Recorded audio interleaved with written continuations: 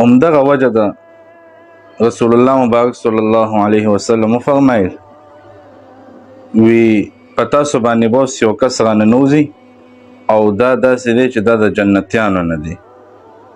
حضرت ابو هريره رضی الله تعالی عنہ دا حدیث را نقل کړي.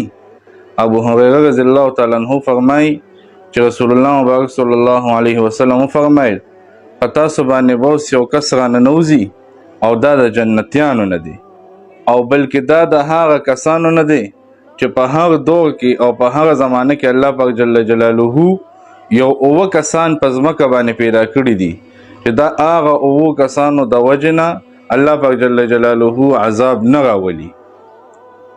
نو حضرت ابو هريره رضی الله تعالی عنہ فرمایل وی ما دا زړه کې کارل ریبل چې اوس به یا حضرت ابو بکر صدیق صاحب راننوځي یا به حضرت عمر صاحب راننوځي یا به حضرت عثمان صاحب یا به علي صاحب یا به هغه لسو صحابو کې یو صحابي وي چې کوم له رسول الله مبارک صلی الله علیه وسلم د جنت زیری ورکړی دی. خو زموږ په دې انتظار باندې ناستو او په دې وخت کې یو حبشي غلام راننوتو تک توغ غلام او وی کېناستېدو. رسول الله مبارک وفرمایل چې ما تاسو ته څه ویلو هغه د دې کس متعلق ما ویلو تاسو ته. نو بیا حضرت ابو هريره رضی الله تعالی عنہ فرمایي وی زه د پسې شوم او ما ته نه دا تپوس وکړو چې دا ستا کوم عمل داسې دی چې موږ ته رسول الله مبارک صلی الله علیه وسلم ستا متعلق داسې فضیلت بیان کو.